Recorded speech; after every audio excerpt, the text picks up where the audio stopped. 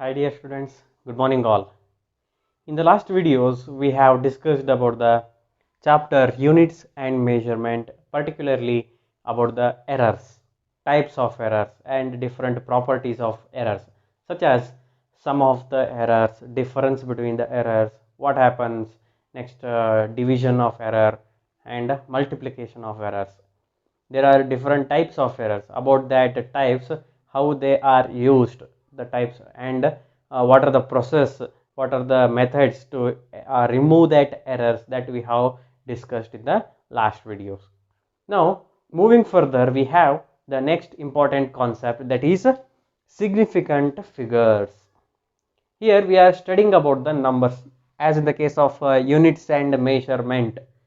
ಇದರಲ್ಲಿ main concepts about the numbers ಮತ್ತು measurement, ಆ ನಂಬರ್ನ ಹೇಗೆ ಯೂಸ್ ಮಾಡಿ ಮೆಷರ್ಮೆಂಟನ್ನು ಮಾಡೋದು ಅಂತ.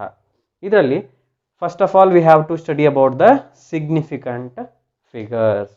Here main thing, the figure, the word figure refers to the number or digits. Figure ಅಂತಂದರೆ ಇಲ್ಲಿ ಡಿಜಿಟ್ ಅಂತ ಅರ್ಥ ಅಥವಾ ನಂಬರ್.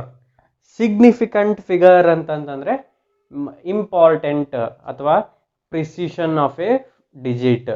ಅಂದರೆ ಯಾವುದು ಇಂಪಾರ್ಟೆಂಟ್, ಯಾವುದೋ ಒಂದು ನಂಬರ್ ಕೊಡ್ತೀವಿ, ಆ ನಂಬರ್ ಒಳಗೆ ಇಂಪಾರ್ಟೆಂಟ್ ನಂಬರ್ ಯಾವುದು, ಇಂಪಾರ್ಟೆಂಟ್ ಯಾವ ಪಾರ್ಟು ಅನ್ನೋದಕ್ಕೆ ಹೇಳೋದಕ್ಕೆ ಸಿಗ್ನಿಫಿಕೆಂಟ್ ಫಿಗರ್ ಅಂತ ಹೇಳ್ತೀವಿ. Basically significant figures is defined as it is a number of meaningful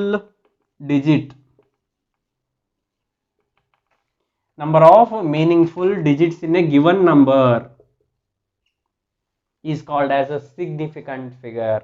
ಅಂದ್ರೆ ಅರ್ಥ, ನಿಮ್ಗೆ ಯಾವ್ದಾದ್ರು ನಂಬರ್ ಕೊಡ್ಬೋದು, ಅದರಲ್ಲಿ ಮೀನಿಂಗ್ಫುಲ್ ಆಗಿರೋ ನಂಬರ್ಸ್ ಯಾವುದು ಅನ್ನೋದನ್ನ ಏನಂತ ಕರಿತೀವಿ, ಸಿಗ್ನಿಫಿಕೆಂಟ್ ಅಂತ ಕರಿತೀವಿ. ಈಗ consider an example of zero. ಅಂದರೆ ವ್ಯಾಲ್ಯೂ ಎಷ್ಟಿಗೆ ಅದ್ರದ್ದು, ಝೀರೋ, ನಥಿಂಗ್, ಹೌದಾ? ಈಗ ನಾ ಇದ್ರ ಹಿಂದೆ 1 ಬರೆದೆ. ಈಗ ಈ ಝೀರೋಗೆ ಒಂದು ಇಂಪಾರ್ಟೆನ್ಸ್ ಸಿಕ್ತು, ಸಿಗ್ನಿಫಿಕೆನ್ಸ್ ಬಂತು. ನಾವು ಬರೇ ಝೀರೋ ಬರೆದ್ರೆ ಅದಕ್ಕೆ ಏನು ವ್ಯಾಲ್ಯೂ ಇಲ್ಲ, ಆದರೆ ಹಿಂದೆ ಯಾವ್ದಾರ ವ್ಯಾಲ್ಯೂ ನಂಬರ್ಸ್ ಏನಾರ ಬರೆದ್ರೆ ಮಾತ್ರ ಈ ಝೀರೋಗೆ ವ್ಯಾಲ್ಯೂ, ಅವಾಗ ಅದನ್ನು ಸಿಗ್ನಿಫಿಕೆಂಟ್ ಫಿಗರ್ ಅಂತ ಕರಿತೀವಿ. ಈಗ ಗಿವನ್ ನಂಬರ್ ಒಳಗೆ ಎಷ್ಟು ಸಿಗ್ನಿಫಿಕೆಂಟ್ ಡಿಜಿಟ್ಸ್ ಇರ್ತಾವೆ, ಇಂಪಾರ್ಟೆಂಟ್ ನಂಬರ್ಸ್ ಇರ್ತಾವೆ ಅನ್ನೋದನ್ನ ಸ್ಟಡಿ ಮಾಡ್ತಾ ಇದ್ದೀವಿ. So significant figure is nothing but number of meaningful digits in a given number, given value are given number. ಯಾವುದೋ ಒಂದು ನಂಬರ್ ಒಳಗೆ, ಯಾವುದೋ ಒಂದು ವ್ಯಾಲ್ಯೂಸ್ ಒಳಗೆ ಎಷ್ಟು ಮೀನಿಂಗ್ಫುಲ್ ಡಿಜಿಟ್ಸ್ ಇದಾವೆ ಅನ್ನೋದಕ್ಕೆ ಏನಂತ ಕರಿತೀವಿ, ಸಿಗ್ನಿಫಿಕೆಂಟ್ ಫಿಗರ್ಸ್ ಅಂತ ಕರಿತೀವಿ. Again with another example, I will explain some terms here. Let us consider an example of 0.0070850. Any example, you can take another 0 also. Okay, here these zeros, starting zeros are called as leading zeros.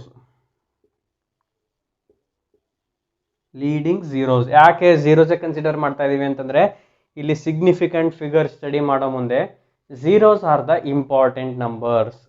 ಆ zeros base ಮೇಲೆ ನಾವು number of significant figures, number of significant ಡಿಜಿಟ್ಸ್ನ explain ಮಾಡ್ತಾ ಇರೋದು.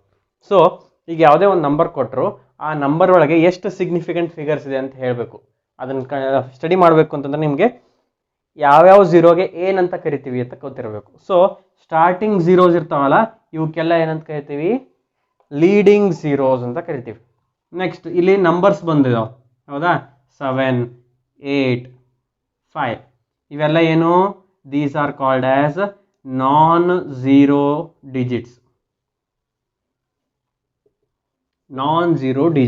ಯಾಕಂದ್ರೆ zero ಅಲ್ಲ, zero ಬಿಟ್ಟು ಉಳಿಕಿರೋ numbers. So these are called as non zero digits. And this one in between, ಯಾವ್ದಾರ ಒಂದು ಎರಡು ನಂಬರ್ ನಡುವೆ ಝೀರೋ ಇತ್ತಂದ್ರೆ ಅದಕ್ಕೆ ಏನಂತ ಕರಿತೀರಿ, ಇನ್ ಬಿಟ್ವೀನ್ ಝೀರೋ.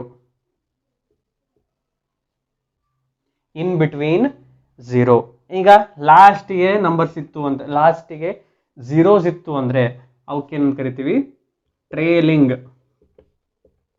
ಝೀರೋಸ್. ಲಾಸ್ಟಿಗೆ ಝೀರೋಸ್ ಇತ್ತಂದ್ರೆ ಟ್ರೇಲಿಂಗ್ ಝೀರೋಸ್, ಫಸ್ಟಿಗೆ ಇತ್ತಂದ್ರೆ ಲೀಡಿಂಗ್ ಝೀರೋಸ್, ಇನ್ ಬಿಟ್ವೀನ್ ಬಂತಂದ್ರೆ in between zero, and zero ಬಿಟ್ ಉಳಿಕಿದ್ದಕ್ಕೆಲ್ಲ ನಾನ್ ಝೀರೋ ಡಿಜಿಟ್ಸ್ ಅಂತ ಕರಿತೀವಿ. Okay, before studying the properties, let us study properties of significant figure. Let us study more about significant figure. ಅಂದರೆ ಅರ್ಥ significant figure ಅಂದ್ರೆ ಏನು ಅನ್ನೋದನ್ನ ಸ್ಟಡಿ ಮಾಡ್ಬೇಕು ಫಸ್ಟ್, ಆಮೇಲೆ ಅದ್ರ ಪ್ರಾಪರ್ಟೀಸನ್ನು ನೋಡೋಣ ಅಂತ. Okay, with certain examples. Direct ಆಗಿ ನಂಗೆ ಸಿಗ್ನಿಫಿಕೆಂಟ್ ಫಿಗರ್ ಮೀನಿಂಗ್ಫುಲ್ ಡಿಜಿಟ್ಸ್ ಅಂತ ಹೇಳಿದ್ರೆ ಅರ್ಥ ಆಗಲ್ಲ. ನಿಮಗೆ ಒಂದಿಷ್ಟು ಎಕ್ಸಾಂಪಲ್ಸ್ ಕೊಡ್ತೀನಿ, so that you can understand about the significant figure. Okay, with certain example I am explaining the significant figure. First one, I will consider the example of 0.00700. Okay, let us take any of the value.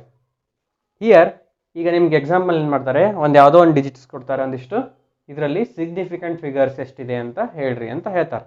Find ಮಾಡ್ರಿ, find the number of significant figures in the given number ಅಂತ ಕೇಳ್ತಾರೆ. ಅವಾಗ ಏನು ಮಾಡಬೇಕು, there are certain rules to find the significant figure. ಅದನ್ನು ಆಮೇಲೆ ಹೇಳ್ತೀನಿ, ಯಾಕಂತಂದರೆ ಮೊದಲು ಸಿಗ್ನಿಫಿಕೆಂಟ್ ಫಿಗರ್ ಅಂದ್ರೆ ಅದರ ಅರ್ಥ ಗೊತ್ತಾಯ್ತು ಅಂದರೆ ನಿಮಗೆ ಅದರ rules one by one study ನಿಮ್ಗೆ ಗೊತ್ತಾಗ್ತಾ ಹೋಗುತ್ತೆ. ಓಕೆ, ಈಗ ಇಲ್ಲಿ 0.00700 ಕೊಟ್ಟಿದೆ, ಹೌದಾ? ಇದರಲ್ಲಿ number of significant figure find ಮಾಡ್ರಿ ಅಂದಾಗ ನಿಮಗೆ ನೋಡಿದ ತಕ್ಷಣ ಈ ನಂಬರ್ ಕೊಟ್ಟಿದ್ದನ್ನು ನೋಡಿದ ತಕ್ಷಣ ಏನನ್ಸುತ್ತೆ, ಈ ನಂಬರ್ಸು ಇಂಪಾರ್ಟೆಂಟ್ ಅಂತ ಅನ್ಸುತ್ತೆ, ಹೌದಾ? ಯಾಕೆ? ಈಗ ನೋಡ್ರಿ, 0 ಇಂದ ಎಷ್ಟು ಝೀರೋಸ್ ಇಡ್ತಾ ಹೋಗ್ತೀವಿ ಅದ್ರ ಮೇಲೆ ದ ಪ್ರಿಸಿಷನ್, ಅಕ್ಯುರೆಸಿ ಇರುತ್ತೆ ಅಂತ ಹೇಳ್ತೀವಿ, ಹೌದಾ? ಆದರೆ to find the significant figure, these are the non significant values. ಈಗೇನು 0.00 ಇದೆಲ್ಲ, ಇದ್ರ ಬೇಸ್ ಇದು it is a non significant figures. ಯಾಕಂತಂದರೆ ಈ ನಂಬರ್ಸು ಈ ಟೋಟಲ್ ನಂಬರ್ ವ್ಯಾಲ್ಯೂನ ಹೇಳೋದಿಲ್ಲ. ಈ 3 ಝೀರೋ ಇದಾವಲ್ಲ, ಈ 3 ಝೀರೋಸ್ ಏನು ಮಾಡುತ್ತೆ, ಜಸ್ಟ್ ಆ್ಯಕ್ಟ್ಸ್ ಆಸ್ ಅ ಡಿಜಿಟ್ಸ್. ಅವು ಈ ಒಂದು ಗಿವನ್ ನಂಬರ್ದು ವ್ಯಾಲ್ಯೂಸನ್ನು ಎಕ್ಸ್ಪ್ಲೇನ್ ಮಾಡೋದಿಲ್ಲ. ಓಕೆ, ಹಾಗಂದ್ರೆ ಏನು ಮಾಡ್ಬೇಕೀಗ?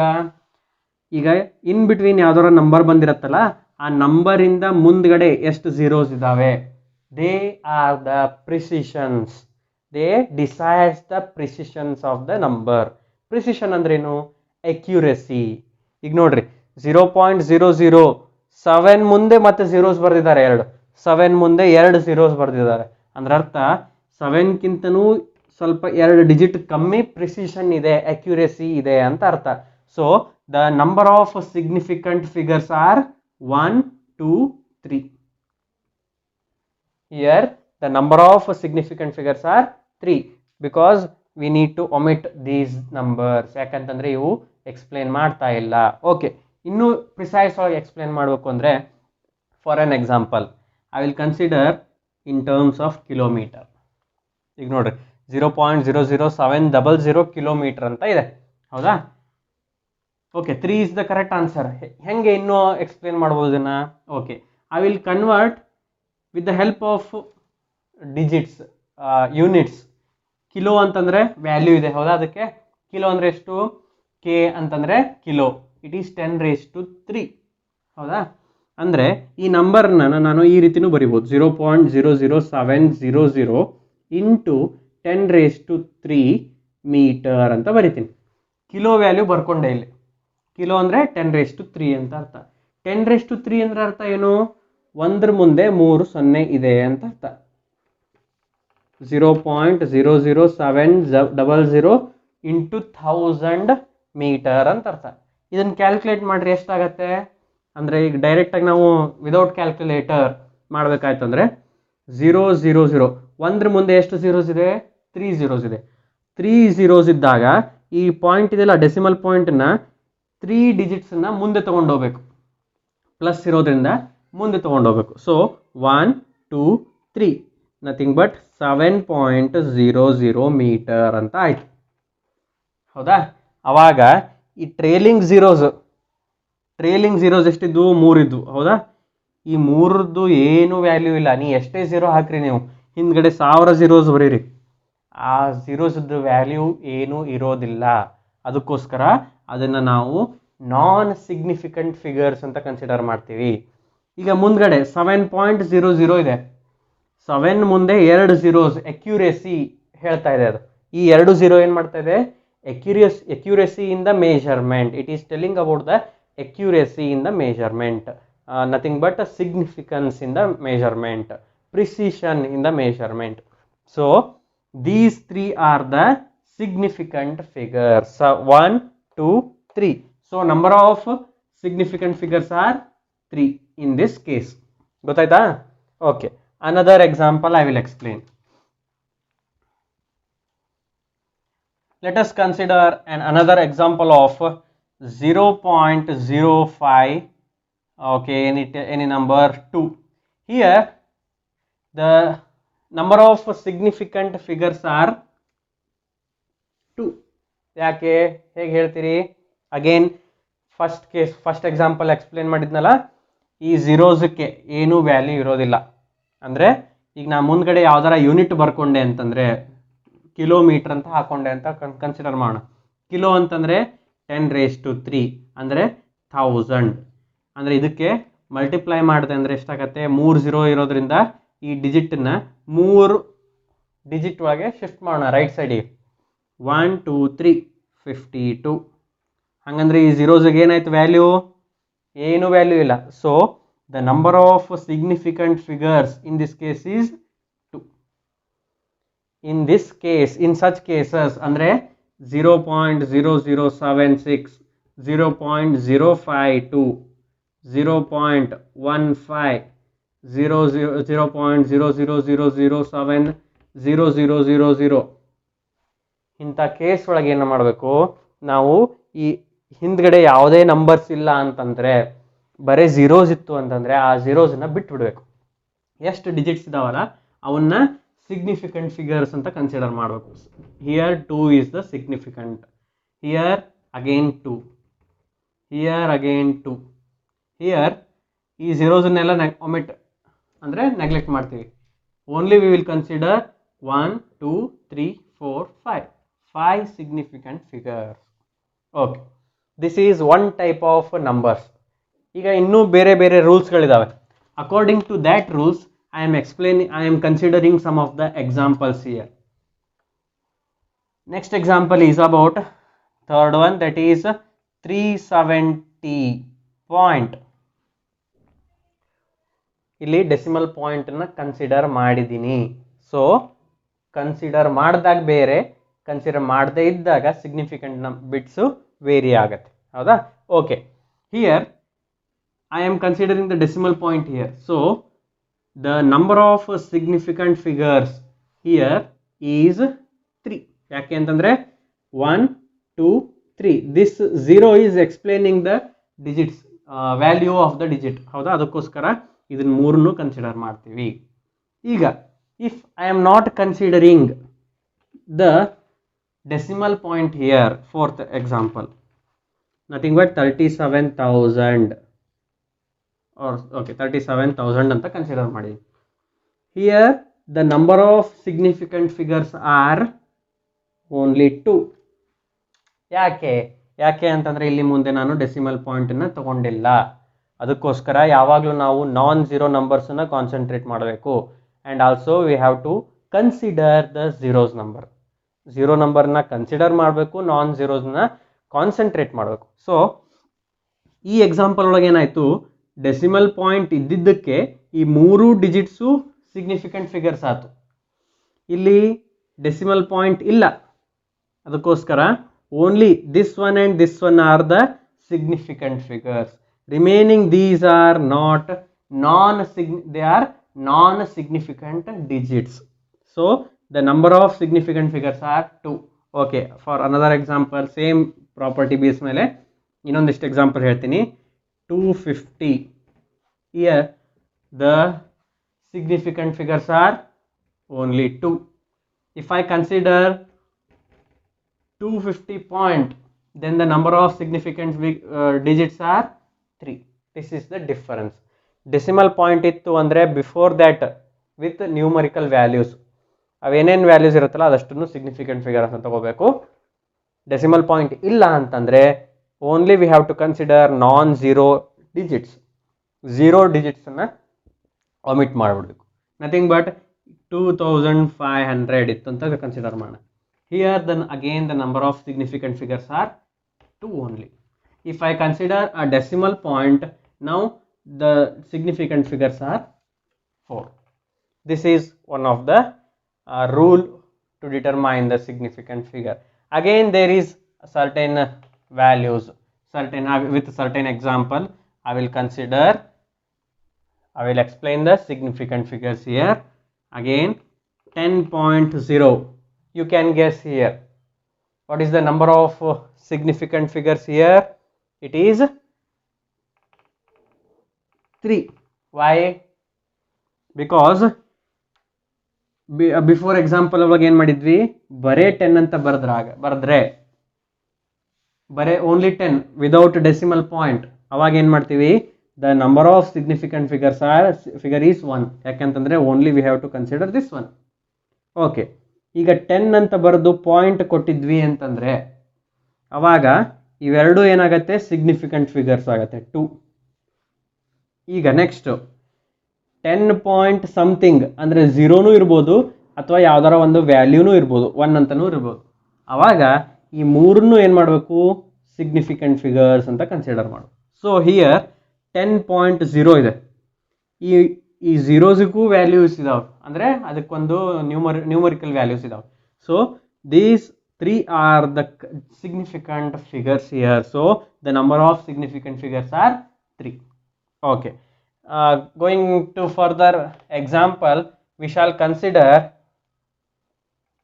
705.00. Okay, you can take 1. Enough, it is enough. Here the number of significant figures are, you can guess, I think. What is the number of significant figures here? It is 6. Why? In between zeros has certain values. ಅವಕ್ಕೂ ನಾ ಈಗ kilometre ಅಂತ consider ಮಾಡಿದ್ರು ಅಥವಾ micrometre, millimetre, ಏನೋ ಯಾವುದೋ ಒಂದು consider ಮಾಡಿದ್ರು ಆ ಝೀರೋಸ್ಗೆ ಇಂಪಾರ್ಟೆನ್ಸ್ ಇದಾವೆ. ಯಾಕಂತಂದರೆ ದೇ ಆರ್ ಇನ್ ಬಿಟ್ವೀನ್ ಝೀರೋಸನ್ನು ಯಾವಾಗಲೂ ಕನ್ಸಿಡರ್ ಮಾಡಬೇಕು. ಯಾವಾಗ ನಮ್ಗೆ ಕನ್ಫ್ಯೂಷನ್ ಆಗುತ್ತೆ, while we are considering trailing zeros and leading zeros. ಹಿಂದ್ಗಡೆ ಝೀರೋಸು ಮತ್ತು ಮುಂದಿನ ಝೀರೋಸ್ ಅವನ್ನ ಕನ್ಸಿಡರ್ ಮಾಡೋ ಒಂದು ಮಾತ್ರ ಕನ್ಫ್ಯೂಷನ್ ಆಗುತ್ತೆ. So don't be confused, in between ಝೀರೋಸನ್ನು ಕೌಂಟ್ ಮಾಡಲೇಬೇಕು. ನೆಕ್ಸ್ಟು ಲೀಡಿಂಗ್ ಝೀರೋಸ್ ಇರ್ತಾವಲ್ಲ, that depends on the decimal point. Next trailing ಝೀರೋಸನ್ನು ಕೆಲವೊಮ್ಮೆ ಕನ್ಸಿಡರ್ ಮಾಡ್ತೀವಿ, ಕೆಲವೊಮ್ಮೆ ಮಾಡೋದಿಲ್ಲ. ಯಾವಾಗ? That is also depending on this decimal point. Okay, this is nothing but the significant figures. Okay, let us move further to the rules of writing the significant figure. ಈಗ ನಾವು ನಿಮ್ಗೊಂದು idea ಬಂತು ಅಂತ ತಿಳ್ಕೊತೀನಿ ನಾನು. ಯಾಕೆ ಅಂತಂದರೆ ಸಿಗ್ನಿಫಿಕೆಂಟ್ ಫಿಗರ್ಸ್ ಅಂದರೆ ಏನು, ಬರೀ ನಾ ಸಿಗ್ನಿಫಿಕೆಂಟ್ ಫಿಗರ್ಸ್ ಅಂದರೆ ಏನು ಅಂತಂದರೆ ಮೀನಿಂಗ್ಫುಲ್ ಡಿಜಿಟ್ಸ್ ಅಂತ ಹೇಳ್ಬೋದು. ಅಂದರೆ ಮೀನಿಂಗ್ಫುಲ್ ಯಾವುದಿರುತ್ತೆ, that depends on this decimal point. So I gave certain examples here. ಆ ಎಕ್ಸಾಂಪಲ್ಸ್ ಬೇಸ್ ಮೇಲೆ ನಿಮಗೆ ಸಿಗ್ನಿಫಿಕೆಂಟ್ ಫಿಗರ್ಸ್ ಅಂದರೆ ಏನು ಅಂತ ಹೇಳಿದ್ದೀನಿ. ಈಗ ಅದನ್ನು ಎಕ್ಸ್ಪ್ಲೇನ್ ಮಾಡ್ತಾನೆ ನಿಮ್ಗೊಂದು 2-3 ರೂಲ್ಸನ್ನು ಹೇಳಿದ್ದೀನಿ, ಹೌದಾ? ಅಂದರೆ ಫಸ್ಟ್ ಒನ್ 0.007 ಇತ್ತು ಅಂತಂದರೆ ಈ ಹಿಂದಿಂದ ಒಮಿಟ್ ಮಾಡ್ತೀವಿ, ಕನ್ಸಿಡರ್ ಮಾಡೋದಿಲ್ಲ, only this acts as a significant figure. ಹೀಗೆ ಒಂದೆರಡು ರೂಲ್ಸ್ ಹೇಳಿದ್ದೀನಿ. Let us look further into it or deep into it. What do you mean by, what are the rules to write the significant figure? Let us study about it. Okay dear students, I have explained about the significant figures with certain examples that I have written here. Now I am going to explain the rules to write the significant figure using the same examples that I have mentioned in the last. Okay, here I have written the numbers with significant figures, values of significant digits or significant figures. That these are the examples I have explained. Okay, so 0.00700, here the significant figures are 3. Next 0.00052, here these two are the significant figures. here these three are the significant figures, and here also next three digits are significant. In the next example, all these are significant. In the last example, only these two are the significant figures, so the value of significant digit is 2. Okay, based on these examples, I will explain the rules. You can guess that. You can guess the rules to write the significant figure. First of all non-zero digits are significant. ಈಗ ನೋಡ್ರಿ, ಇಲ್ಲಿ significant ಫಿಗರ್ಸ್ನ select ಮಾಡೋ ಮುಂದೆ ಈ ನಂಬರನ್ನು consider ಮಾಡಿದ್ವಿ, ಇಲ್ಲೂ ಅಷ್ಟೇ ಇವು ಎರಡು ನಂಬರ್ ಕನ್ಸಿಡರ್ ಮಾಡಿದ್ವಿ, ಇಲ್ಲೂ ಇವೆರಡು ನಂಬರ್, ನೆಕ್ಸ್ಟ್ ಈ ನಂಬರ್, ನೆಕ್ಸ್ಟ್ ಇವೆಲ್ಲ ನಂಬರ್ಸ್, ನೆಕ್ಸ್ಟ್ ಈ numbers. So what can I conclude is all non-zero digits, zero ಬಿಟ್ ಉಳ್ಕಿದ್ದು ಯಾವ್ಯಾವ ಡಿಜಿಟ್ಸ್ ಇದಾವಲ್ಲ ಅವನ್ನೆಲ್ಲ ಏನು ಮಾಡ್ಬೋದು, are called as significant figures ಅಂತ ತಗೋಬಹುದು.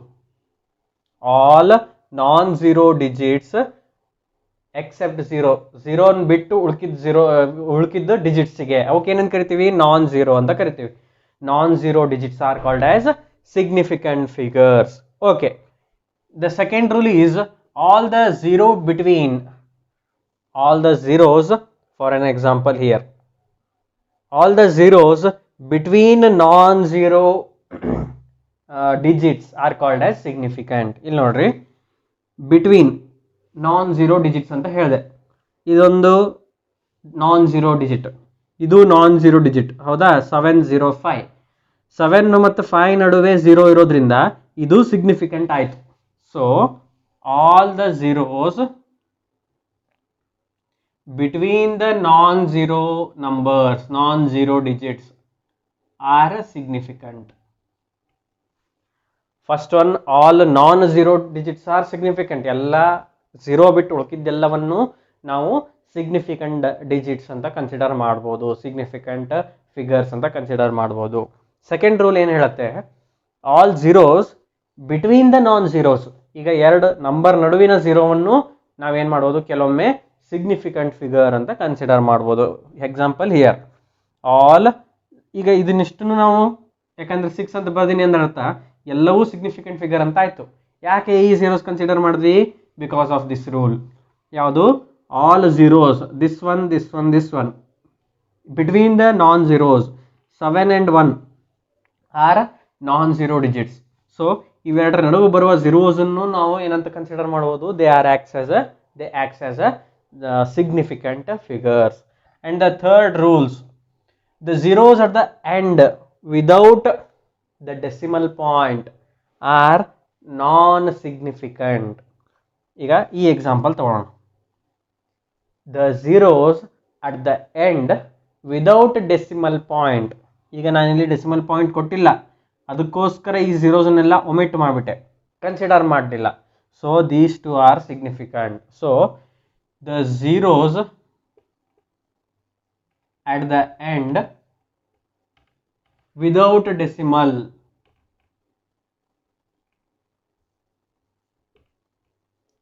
are not significant, are non-significant digits.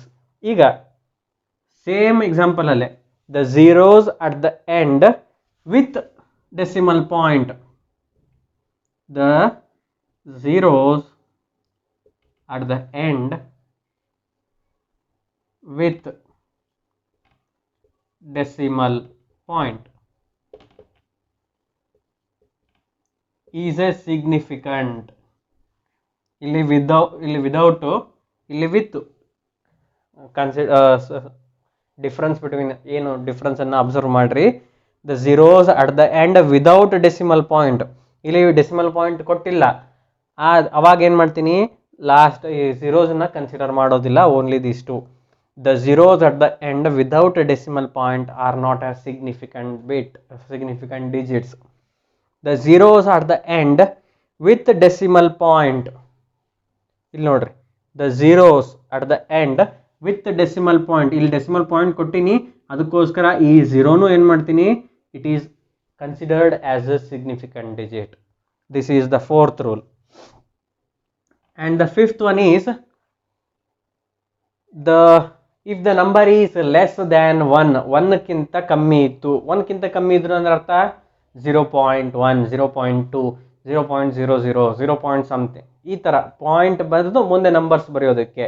The numbers less than 1, the left digits are non-significant and the right digits are significant. Left digits ನ ನಾನ್ ಸಿಗ್ನಿಫಿಕೆಂಟ್ ಅಂತ ಕನ್ಸಿಡರ್ ಮಾಡ್ತೀವಿ ಯಾವಾಗ when the value is less than 1 ಕ್ಕಿಂತ ಕಮ್ಮಿ ಇದ್ದಾಗ left digits ನ consider ಮಾಡೋದಿಲ್ಲ, right digits ಮಾತ್ರ significant. The value for the number for which less than 1, the number for the value less than 1, left side ಏನ್ numbers ಇರ್ತಾವಲ್ಲ, digits ಇರ್ತಾವಲ್ಲ, they are not significant. right side numbers are the significant numbers. so these are the some rules to write the significant digits. ಇದನ್ನ ರೂಲ್ಸ್ನ study ಮಾಡಿರಿ. Some ಎಕ್ಸಾಂಪಲ್ಸನ್ನು ನೀವೇ consider ಮಾಡಿರಿ. ಯಾವ್ದಾರ ಒಂದು number ಬಂತು ಅಂದರೆ ಆ ನಂಬರಲ್ಲಿ ಸಿಗ್ನಿಫಿಕೆಂಟ್ ಫಿಗರ್ಸ್ ಎಷ್ಟಿದ್ದಾವೆ ಅನ್ನೋದನ್ನು ಫೈಂಡ್ ಮಾಡ್ತಾ ಹೋಗ್ರಿ. You will get the idea about it. Here I can give only few examples. So try to practise some more examples. Okay, in the next class, in the next video we shall discuss about the dimensions. Units ಬಗ್ಗೆ ಗೊತ್ತಾಯ್ತು ನಿಮಗೆ. ಯೂನಿಟ್ಸಲ್ಲಿ ಈ significant ಫಿಗರ್ಸನ್ನು study ಮಾಡಿದ್ರಿ, ಹೌದಾ? ಅದರೊಳಗೆ errors ಅಂದರೆ ಏನಂತನೂ study ಮಾಡಿದ್ರಿ. ಆ ಯೂನಿಟ್ಸನ್ನು ವಿತ್ ಡೈಮೆನ್ಷನ್ ಯಾವ ರೀತಿ ಎಕ್ಸ್ಪ್ಲೇನ್ ಮಾಡ್ಬೋದು. ಡೈಮೆನ್ಷನ್ ಅಂದ್ರೇನು? Representation, direction. ಒಂದು ವಸ್ತುನ ಯಾವ್ಯಾವ ಡೈರೆಕ್ಷನ್ ಒಳಗೆ ಅದನ್ನ ಎಕ್ಸ್ಪ್ಲೇನ್ ಮಾಡ್ಬೋದು ಅನ್ನೋದನ್ನು ಸ್ಟಡಿ ಮಾಡ್ತೇವೆ. That we shall study in the next video.